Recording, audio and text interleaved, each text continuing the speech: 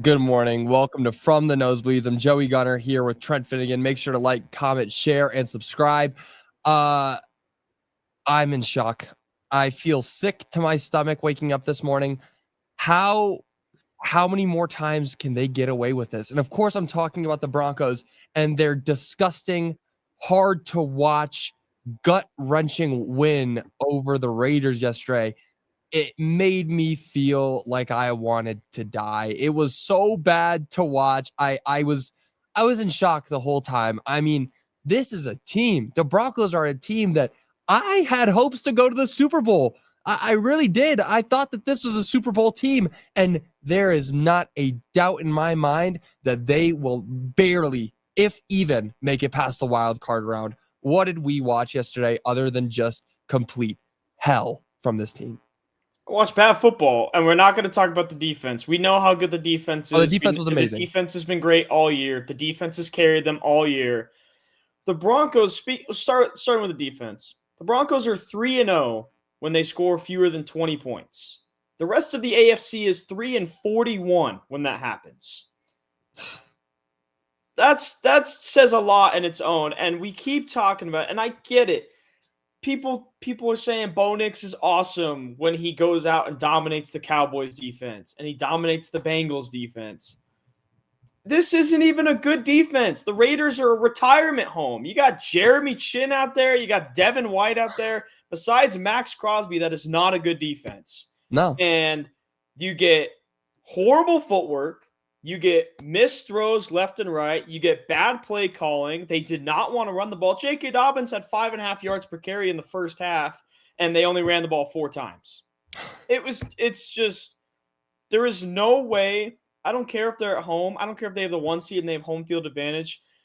That is not a football team that can beat the best teams in the AFC in a playoff game. There's right now, how this team looks, there's no shot. I mean, I have a hard time saying that they can beat anybody, which is strange because they just did. Like, this is the thing. They just beat an AFC West division rival. The Raiders, obviously one of the longest standing rivalries that the Broncos have, and they're barely squeaking out a win. I mean, the game did not look like it should have been a win at all. Had the Raiders offense, had Geno Smith not looked like he was a cripple out there for the final quarter, the game might have ended in the other way. It really would have. Like, luckily, the Broncos defense, again, I mean, we could talk about how well they played all day, but that's not the reason that we're here. We're here to talk about how bad the offense was, but the Broncos defense was so freaking extraordinary yesterday. Well, they have an interception, a forced fumble, a blocked kick, and 6 or 7 sacks. I'm not saying that to be a joke. It was like 6 or 7 sacks. It was an incredible performance from them. And that's how the defense is supposed to play against a team like the Raiders. Why couldn't the offense play the same kind of way? I mean, this is a team that we had faith in. We had so much faith. The Broncos offense, you have these new playmakers, Evan Ingram, J.K. Dobbins, R.J. Harvey. You have Cortland Sutton hitting his stride with Bo Nix. Troy Franklin looking like he's going to have a breakout year, and he looked like the best receiver on the field yesterday. And it wasn't Cortland Sutton's fault. It was Bo Nix's fault. There were so many terrible balls that were thrown. It looked disgusting. Bo Nix did not look like a QB yesterday. He looked like the punter you put in after your third-string QB goes down with some kind of leg injury. It was terrible. It was terrible.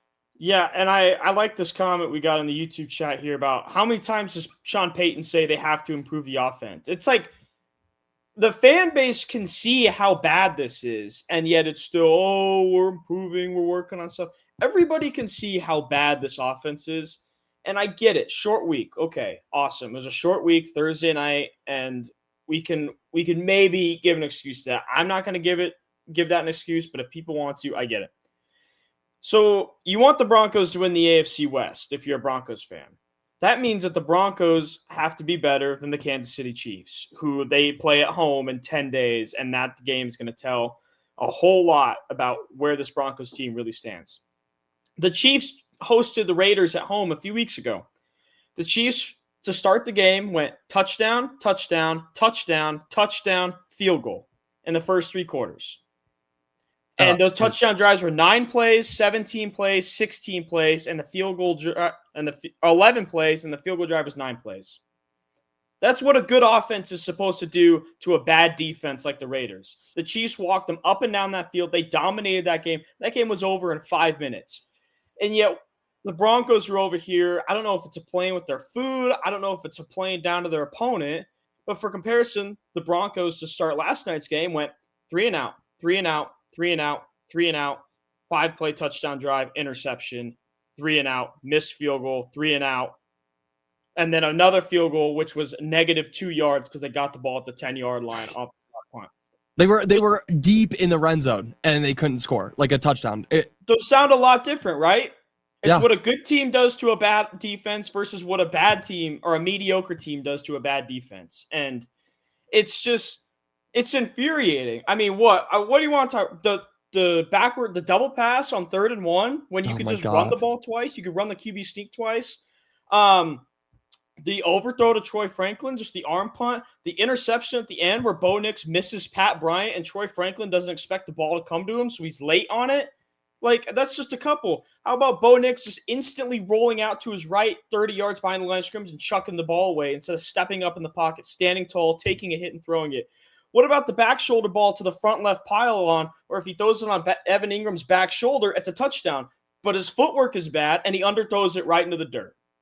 It was terrible. If they give Bo Nix a contract after the 2026 season, it will cripple this franchise. Wow. So you're turning hard on Bo. You're not there as much. Yeah, and I get it. And I know that Sean Payton's play calling is not good. But this is week after week after week. We talk about the footwork. We talk about the accuracy. And I get it. He's got the 4 comebacks. He's got the Elway gene or whatever. But you can't keep winning football games like this. This Raiders team is terrible. And Bo Nix is making this defense look like the 85 Bears. It's crazy. It's crazy. If they give him a contract extension after the 2026 season, they're going to end up just like the Miami Dolphins are right now with Tua and that big contract. I mean, you're not wrong. It's harsh, but that's the harsh reality.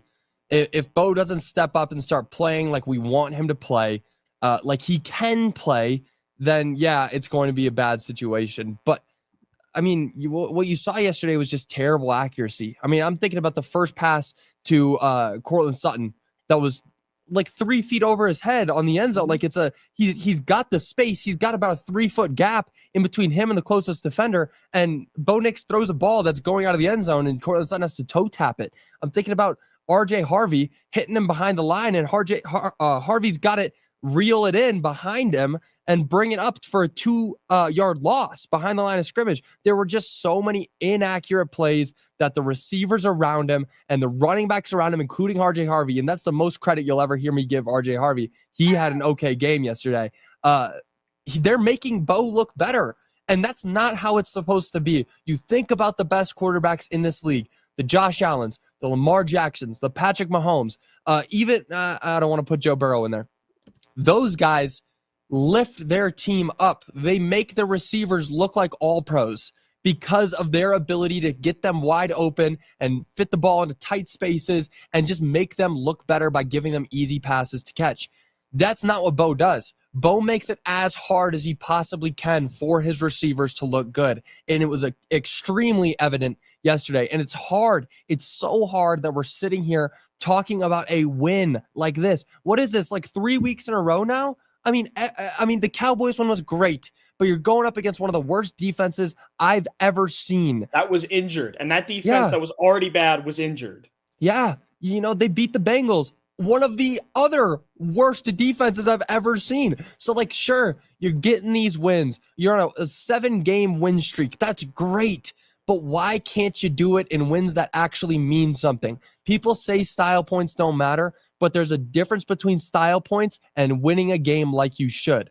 Winning a game like you should means that you're not going 3 and out 4 times in a row when you're going up against one of the worst defenses in the league. It was a disgusting win. I don't feel confident about this team at all moving forward, and I feel like this is the same conversation we've been having for how many weeks now? Has it been 6 weeks? I mean, it's been a lot. The Eagles win felt great. The Cowboys win felt good, but you're talking about these wins over the Giants and the Jets, the Houston last week.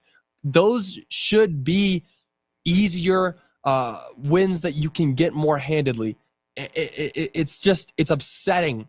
I hate that we're sitting here after another win. The Broncos are 8-2. They're 8-2. They're the best. They're the best record in the league. I get they're the only team who's played 10 games, but they're in first place. They're first place in the entire conference, and this is the conversation the next morning. And it's just, and my last thing on, we'll go to a bright spot in a second. My last thing on Knicks, because we got another YouTube comment here saying it's too early to write them off. Bo Nix has started 61 college games and 28 NFL games. Yeah. It's not like this is his fifth start. We still have the training wheels on the offense. He still looks jittery in the pocket. He's played so much football, and this is still the product you're getting. And it's just, that's what really, really worries me. So I do want to flip, though. Defense. Let's talk about the defense. Let's talk about some good things yesterday. Yeah. The defense was phenomenal. Incredible. How about Brock Bowers? Because we know last year they put Pat Surtain on Brock Bowers and they shut him down. And last night, even without Surtain, they kind of went the same route. They put corners on him. Jaquan McMillan was on him a lot. And he had just one catch for 31 yards. I thought it was a great performance. And he only had 3 targets also. They weren't even letting him be open. So I really thought that was great. I enjoyed watching the defense all night. They forced the Raiders 7 straight drives without a first down. It was incredible. How crazy that is? 7, and I get that the Raiders are not a good offense. 7 straight drives for an NFL team without getting a first down. That is phenomenal stuff, and that is the recipe to winning. If this offense is going to look like that, but you have a defense this good, that's a recipe. And it sounds like a recipe for. Do you think? Well, we've seen a recipe before. Do you think that this could be early signs of a 2015 replica? In aspects, I mean, the defense is there. I would arguably say that this is a better defense than the 2015 team, which I know sounds insane, but look at the numbers. The numbers don't lie. Just yesterday, on 27 dropbacks for Geno Smith, he was pressured 22 times. 11 QB hits. That is ridiculous. Yeah, ridiculous. That is ridiculous. So the defense is definitely there.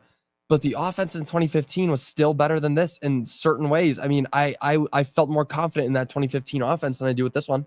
That 100%. Offense was more talented. Obviously Manning was not great. He was past it was his last year for a reason, but they still had Thomas, they still had Sanders, they had good players on offense. And it's Peyton Manning. Peyton Manning. It doesn't matter how old he is. Exactly. Yeah. So for me, I'm looking at these two teams a decade apart. 2015, the Broncos were first in defense. They allowed 283 yards per game. 2025, the Broncos are second in defense. They allow 271 yards per game. Better. They're better this year. Yeah, and you could maybe accredit that to how offenses have changed in 10 years and whatnot, but still top of the league.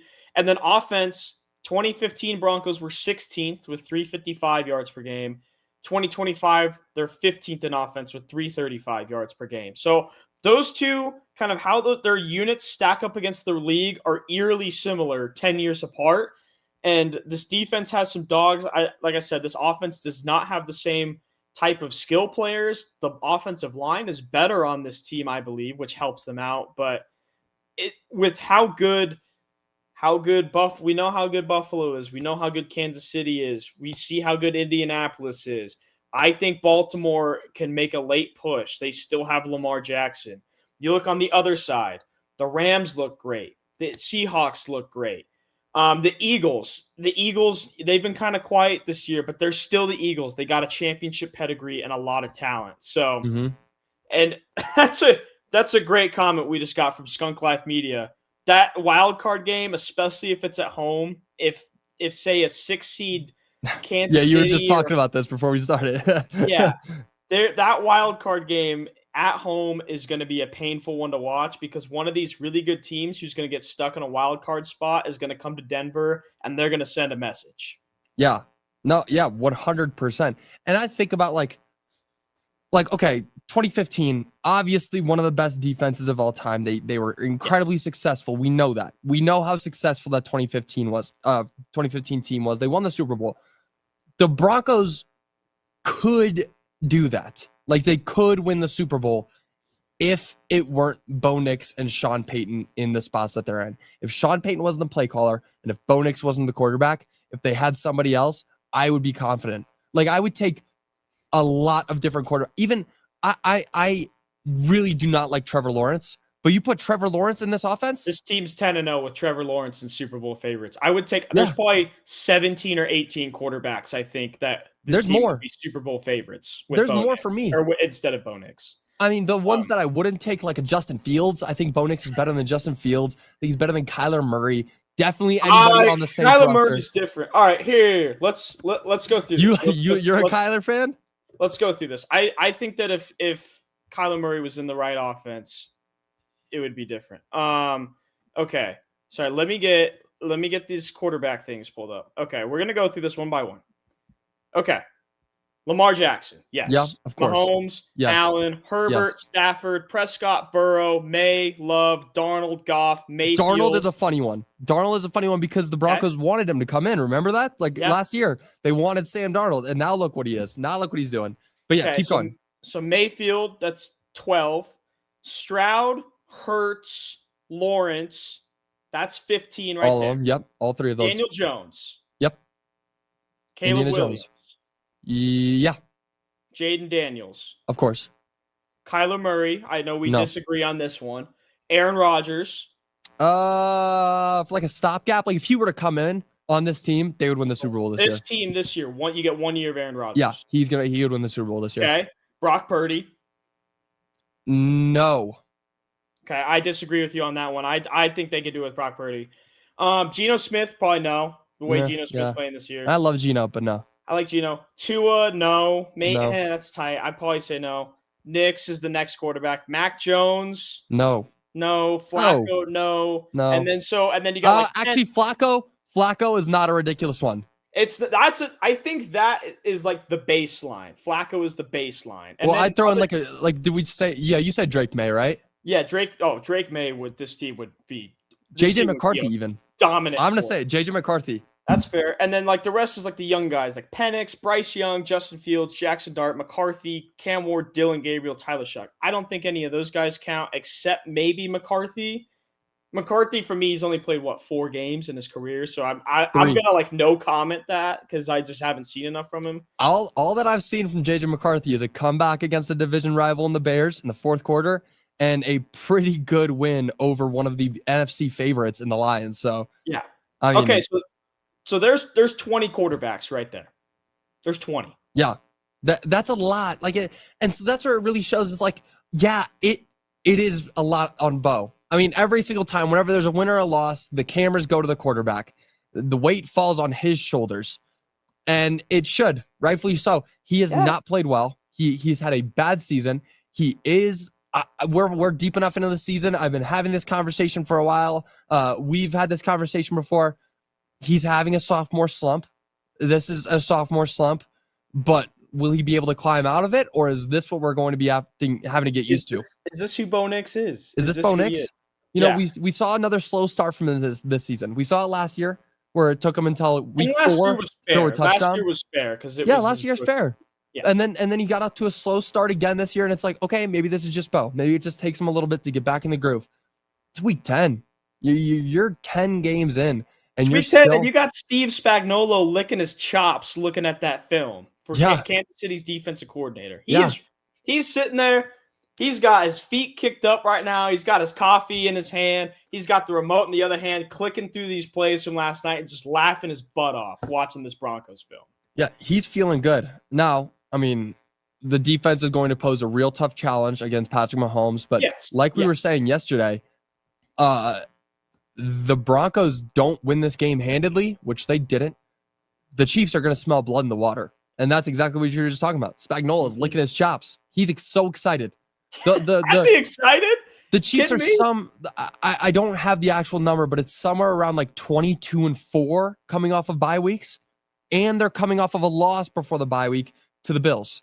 So they really want this win over the Broncos in the division. This is the most important game of the Chiefs' year so far. I guarantee you people who are just like us, who are sitting out in Kansas City, poor guys, by the way, sitting out in Kansas City are having that same conversation. They're like, this is the game where the Chiefs can turn the season around and go back to being favorites to win the Super Bowl. I mean, I guarantee they're not too far behind in the Super Bowl favorite rankings, but This is their week to really make a statement, and that's what they're talking about. Can the Broncos avoid that, or is this going to be an issue where they're going to have to go out there and fight tooth and nail just to end up losing on a last-second field goal? That's what this game feels like coming up. That's what this game feels like. So, last thing on the quarterback front, I'll give you two more names. 2015 Peyton Manning. Take him. Yeah. Would you take 2015 Brock Osweiler on this team? Yeah. I'd take 2015 Brock Osweiler on this team. He was serviceable. Yeah. He was serviceable. So it's tough. We'd love if you guys in the comments, we'd love to see how many quarterbacks you think the Broncos would be good with on this team, because obviously we got our opinions on that.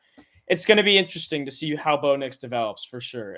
And I guess he's already developed. That's kind of what I was saying earlier, how he carries on in this back half of the season, I guess I should say, because the Bo Nix hype train is out for a lot of people, and rightfully so. Yeah, the train is coming down the tracks pretty fast, and people are hopping off really, really quickly. But let's talk about some other stuff. There was actually a lot to talk about yesterday, and then going forward into the weekend. We have a pretty big weekend for Denver sports, but yesterday the Rockies made the news. They were second on ESPN's top headlines. When is the last time you saw something like that? This is actually crazy news. The Rockies hired a new president, new manager of baseball operations. Great. But for my Moneyball fans out there, for anybody who watched the movie Moneyball, you probably remember Jonah Hill's character because he gets on base. That guy. Paul DePodesta has been brought in to be the Rockies' new president and manager of baseball operations.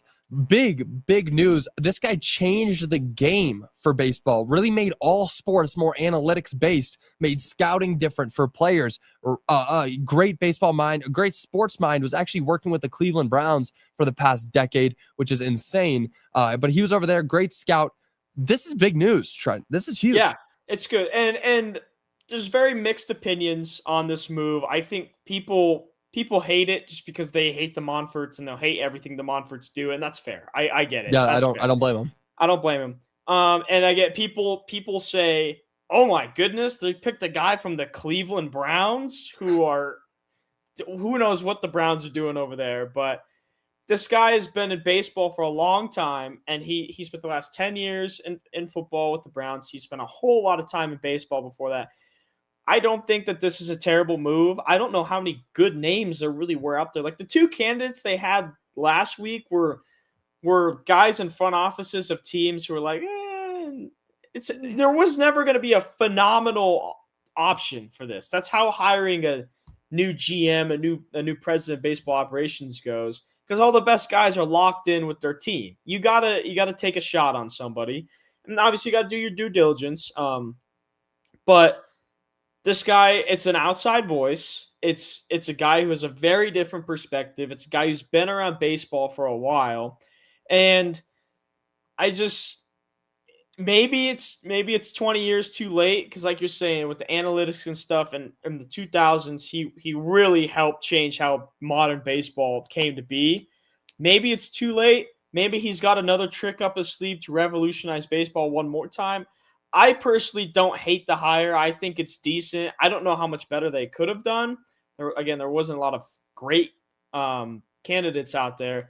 And I like him thinking outside of the box with this one, too. It's a very different approach to it, and everyone on 20th and Blake is hoping it pays dividends. Yeah. Obviously, the best thing to do when you need to fix something is hire somebody who spent his last decade with one of the worst NFL franchises, and before that was with one of the all-time worst MLB franchises. It's a big signing, just because, I mean, what this does for the city, I mean, it's big news. When was the last time the Rockies were second on ESPN's headlines? It's a big deal. So doing something like that means a lot. I mean, just being notable and making the news cycle, that's huge. And I think that's what's really important with this one. It's funny. Like, you're right. But it's just, that shows how sad the Rockies as an organization are. Like, I'm just happy that they made the news. We're happy that they made the news. What's the last time they made the news? When they had the second worst record in MLB history at the All-Star break? Like, that's probably the last time they made the news. Like, the Ryan McMahon trade. I guess the other Chris times Bryant in the coming news are to when Chris Bryant coming to Denver. So you're like, it's sad that that's the state of the Rockies, but I agree with you. Like, you got to take a swing. They got people talking about them. We'll see how it goes. I think that they have a couple of talented young guys on this roster and in the farm system. Mhm. Obviously, the pitching is bad. To say the least. The pitching is bad, but you got to start somewhere. So, yeah. Yeah, it's big. It's big news that came out yesterday. And again, fun to get a Moneyball guy. Moneyball changes the game, but will he be able to change it again? Not for the Rockies. I doubt it. But moving on, we've got a big game tonight. It's another NBA Cup game for the Denver Nuggets. There you go. We're in your quarter zip with the minor on there. I forget what's the minor's name. Maxi Minor. Yeah, there we go. Yeah, so it's going to be a fun game, not only because it's the second NBA Cup game, but because it's the first NBA Cup game at home for the Nuggets, and it's their first chance to get a rematch against an opponent that they've already played this season. They're taking on the Warriors for the second time of the year, and last time they played was in the season opener on Thursday night when the season opened, and the Nuggets ended up losing to the Warriors in overtime. So not how you wanted to end that game, but it was a hard-fought win. And Nikola Jokic had a great game, but you all remember who had the best game that week or that day. Aaron Gordon putting up a 50 bomb, 10 for 11 from 3, an absolute burner from him, just putting up every shot. The bucket was the size of the ocean for Aaron Gordon that game. That was crazy. It was a spiritual experience for me watching him play that game. I could not believe it was awesome. Yeah. It was awesome. The ghost of Damian Lillard past came in and it went into Aaron Gordon.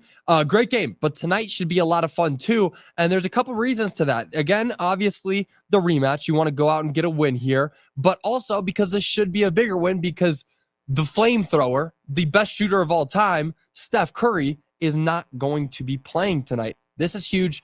The Nuggets should be able to win this game handedly. Yeah, and it sucks. Obviously, you always want to beat teams at full strength. You want to play teams at full strength. And Curry, not November. You had a Curry Aaron Gordon duel, and like those duels and these superstars playing is what makes these games so fun. And he's just sick. He missed Wednesday's game. He's gonna miss tonight's game. It's not like he's dealing with an ankle sprain or some bodily injury. Like he's just fighting an illness right now. So hopefully he's back next week for the good of the game of basketball. I wish Steph Curry would play 82 games, but yeah. He's just fun to watch when he's not. But you can't take your foot off the gas. This offense is going to look a little different. They're going to have to space the ball out more, whether it's Kuminga, whether it's Podziemski, whether it's Jimmy Butler.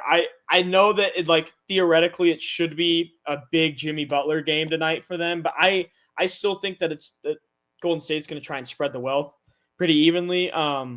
But this is going to be a fun game, and we know the Nuggets are always weird in these NBA Cup games. Like we saw the Portland game last week. They've gone 2-2 in each of the previous 2 NBA Cup games. So I do think that we're in for a good game still, even though Curry is out. But it's going to be tough for the Warriors to win this one.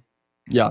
Yeah. I mean, the Warriors are consistently looked at as one of the best teams in the league, no matter who's playing. Steph Curry could miss a good chunk of time, and the Warriors will still be successful, especially with the addition of Jimmy Butler last year.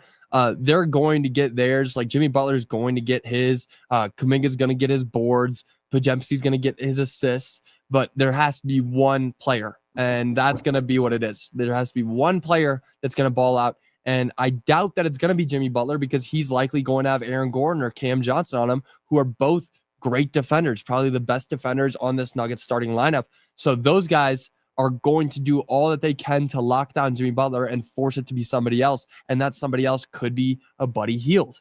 That's a great shout. I was just going to say Buddy Hield because we saw how good he was in that season opener against the Lakers when he went on that. That's exactly what I was going to say. Yeah. He went on that heater. He had 17 points. He went 5 for 10 from 3. And he hasn't really had a night like that since. But without Curry, somebody's got to step up. And it's Buddy Hield's been a weird player throughout his career. He was a star in college, and he's been weird. That's how I'm going to put it. Yeah. He is still a great shooter, and he plays in an offense with Steve Kerr that gets shooters open. So I love that you brought his name up because I was literally going to say the exact same thing. I do think that the Nuggets got to beware of Buddy Hield. They got to know where he's at all times tonight. Yeah, that's going to be the guy you're going to want to watch. I mean, I wouldn't be surprised if he goes out there and hits 5 threes in the first half. As crazy as that sounds, like these NBA Cup games are weird, and we've seen it happen. Like between these matchups, Aaron Gordon, putting up 10 threes, 6 of those came in the first half, I believe. Buddy Hield could do the same thing, especially with the way that the Nuggets play that perimeter defense on teams like the Warriors. The Nuggets have been running a lot of a 3-2 zone defense, and going up against the Warriors with their ability to set off-ball screens and run around, they get open on those threes. And if they can target the top of the key where Nikola Jokic might be, the top of the 3 ball right there, ball up top, Buddy Hield's going to knock 90% of those down, given a wide open look. So that's what I'd definitely be worried about. And I mean, David Ottoman's a smart guy. He's probably saying things much more intelligently than I am to his team. So I guarantee that they're thinking along the similar kind of line. Like they're probably thinking, hey, Buddy Hield's going to get open off ball screens. Let's change up the defense a little bit. But David Ottoman's probably saying it more eloquently than I can. But yeah, should be a fun game tonight. But there's another couple games happening this weekend. It's a fun weekend again for I wish that the Broncos are playing on Sunday and not on Thursday, because they would just be the weekend of all time. But the Avs tomorrow play a big game, and then the day after that they play another. But tomorrow they are going up against the Edmonton Oilers. The Avs have obviously been off to the hottest start in the NHL, really killing it, have the most points in the league. Just complete dominance from the Avs, but they're going up against an Oilers team who haven't played the best of their, played it up to what they can do, but they're still a very dangerous team. That game's tomorrow. That's going to be a really, really fun one to watch. Oh, you get McKinnon and McCarr versus McDavid and Draisaitl. That's must-see TV. I don't care. I know that a lot of people aren't going to be interested in a hockey game on a Saturday night, but this is a very, very fun matchup. And like you said, Edmonton, they're 6-5-4. They haven't quite gotten up to the start that you think they want, and that's kind of always how this Edmonton team has been. A couple of slow starts, and then they end up playing the Kings in the first round of the playoffs as the 2-3 in the Pacific Division, no matter what. But It's gonna be a really fun game. McDavid's got 21 points. Draisaitl's got 17 points. Draisaitl's got 10 goals. It's a lot of goals already. That's a lot of goals.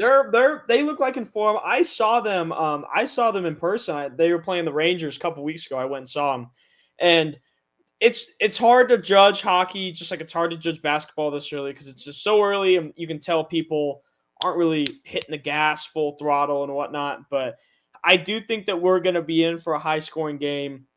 You got Stuart Skinner in net, who's probably one of the funniest players in the NHL just because he does some weird stuff every single game.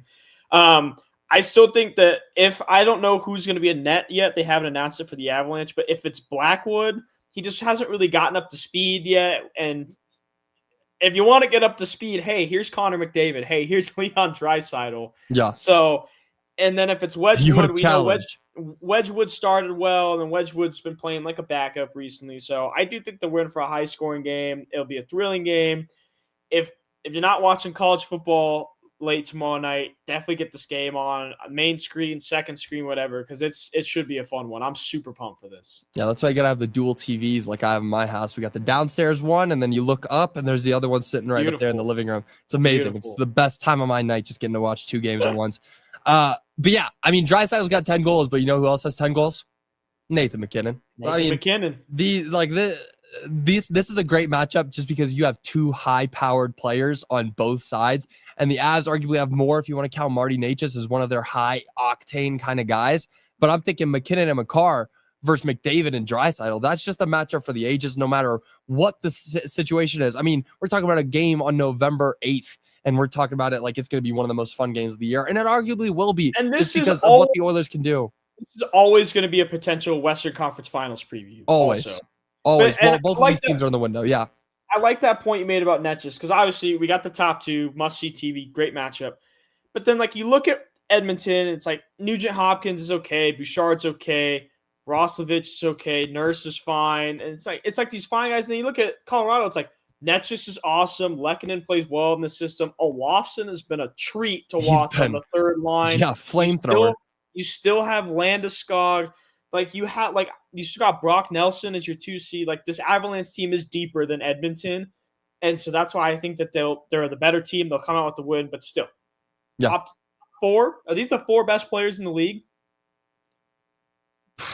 It's close. I know it's close, but I put Eichel in there somewhere. I mean, Austin Matthews probably go up there somewhere, but I don't know. I think that definitely Mackinnon, and I don't just want to say this with my Avalanche tinted glasses on, but I think that both McKinnon and McCarr are in the top 5. McDavid's in the top 5. I don't know if I'd put Draisaitl in there, but he makes it's a good case. There's a very real case to be made that he's in there.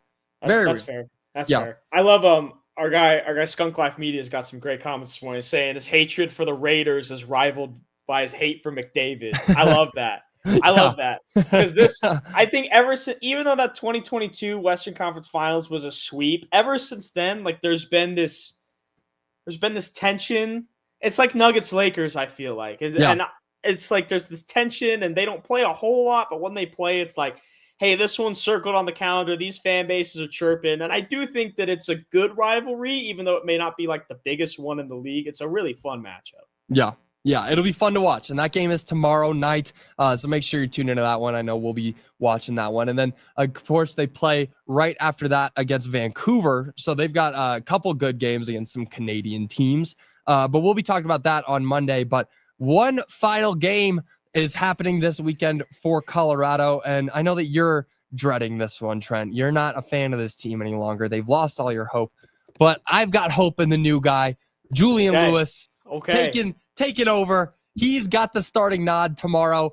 The Buffs are probably not going to win this game, but it'll be a fun game to watch because Julian Lewis will be in. We're talking about two ends of the spectrum here with both the same kind of dread. I'm talking about the Broncos and how they're barely winning these games and the Buffs just getting blown out. I'm really, this is a sad time to be a football fan. And one of these teams is 8-2 and I still feel sick, but the Buffs just really make me feel upset. But tomorrow should be a fun game. Julian Lewis getting the starting nod up against West Virginia should be a win for the Buffs. However, even though West Virginia is not good, you're going on the road, and they're coming in as 6-point underdogs. Yeah.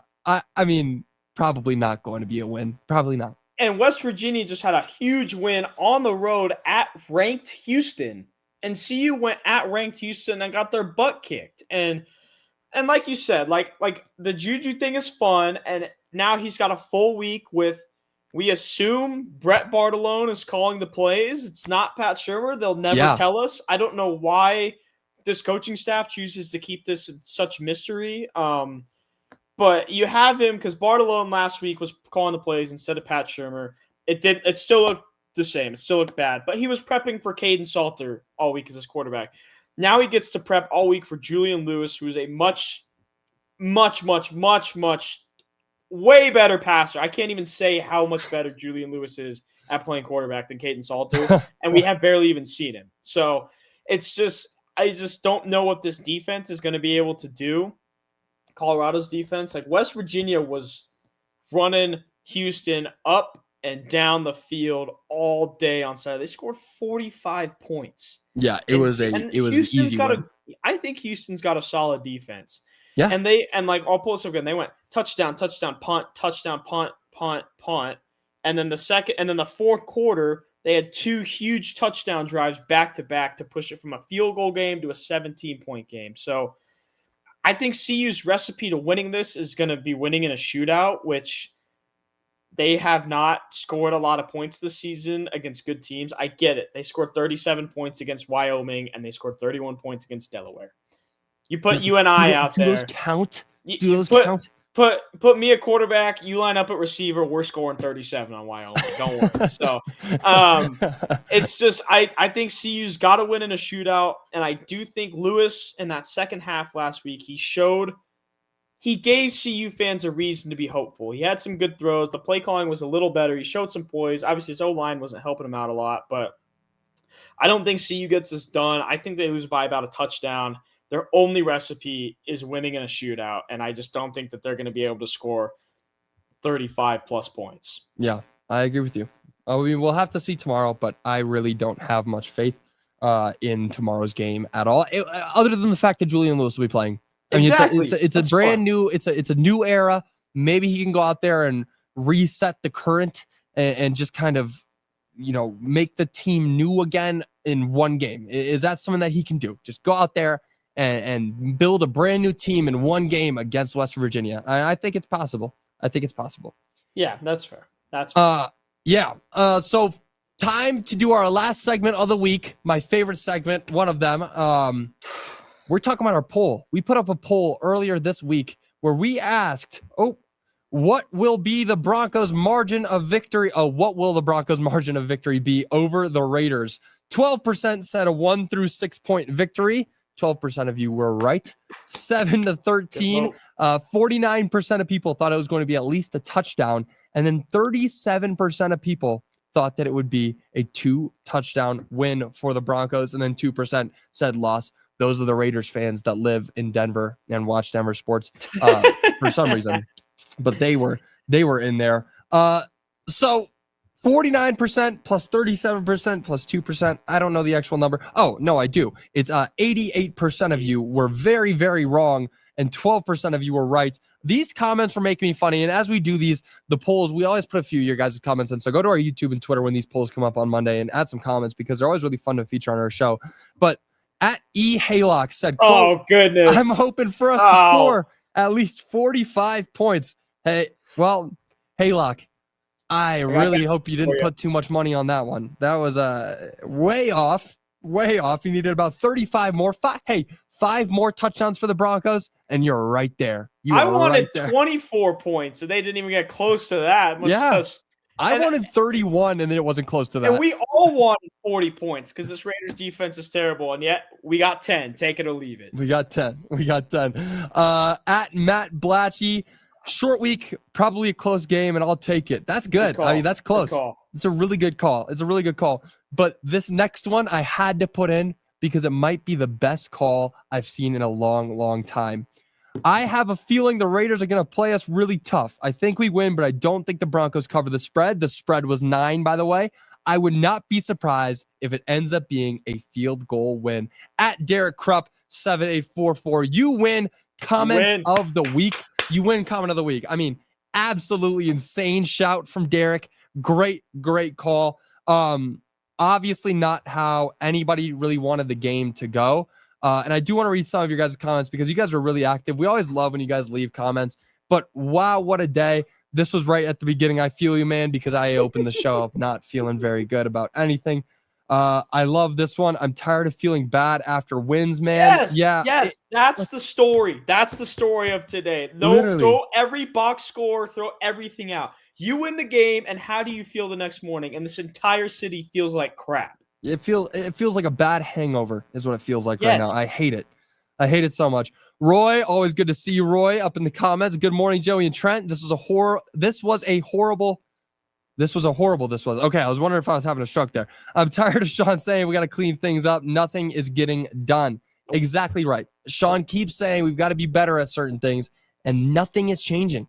Why are we saying we're going to be better at things if you're not going to be better at them? Why are you working on things and it's not working? Like, we had a great practice. That was you who were saying that, Trent. You're like, they had a great practice. Great week of practice. Best excuse in sports. What does that mean? What does a good week of practice mean? If you're having a bad week of practice, then you shouldn't be a football player. Practice is easy. Anybody can practice. Yeah. Come on. Things have to be better. What's the over-under on how many times Bo and Sean are going to say the word in the post-game press conference? Love that. Payton needs to relinquish play calling. So clearly more people are upset about Payton than a Bo, it seems. I mean, that's an interesting one because it comes back down to, and I'll never know the answer on this, how much does Payton trust Bo? It seems like not a lot. Because I feel like if he trusted Bo more, he would open up the playbook more, which he does in the fourth quarter. But he doesn't do that early. And so is that just Payton? Would Payton be doing this with Trevor Lawrence? Would Payton be doing this? Like, it's really hard to tell. I think it's a trust thing, but if he's gonna keep calling games like this, it might have to happen. It really might. Yeah. I 100% agree. This was in response to you earlier, Trent. It's still too early to say that an extension will cripple the franchise. Bo looks terrible lately, but still way too early to say that. As you said before, it's not too early. 28 NFL games, 61 college games. It's not too early. Yeah, I mean it is. This is the NFL. You don't have this team doesn't have time to keep playing this game with him. They got to win. They got to win They got to win sometime before the 2027 season. That's the final year of his rookie contract. I agree. It's harsh, but it's real. It's realistic. Hope we got the final ugly win out of the way prior to KC and the rest of the season. Hate to break it to you, Jana, but it doesn't look like it. I mean, I love the positivity, though. I do love the positivity. It's a great outlook you have, Jana, and I really appreciate that kind of positivity on the show right now because Lord knows I'm not feeling positive. The city needs some positivity after last night. The city needs some more Janas. Thank you, Jana. That was really positive, and we gotta love it. The crowd sent a message to Bo by booing him, rightfully so. It was, I mean, it felt like Russ was back out there. It was, booing Bo Nick. And I really want to know, was it more booing Bo or was it booing Sean? Because Bo made some bad plays, and they booed him after he made some really bad reads and really bad throws. But were they more sending a message to Bo or more sending a message to Sean? Both? I don't know. I would have been booing both of them. I mean, I was booing both of them on my couch last night. So if I was at the stadium, I brought and I can't blame him. Bo came out post game. He was like, I've been booed before. I wouldn't mind getting booed some more. And I was like, at home? You wouldn't mind getting booed at home? He goes, quote, I've been booed before and I'll be booed again. Not going to be the last time. It's obviously unfortunate. You don't want your own fans booing you, but it's part of it. Okay.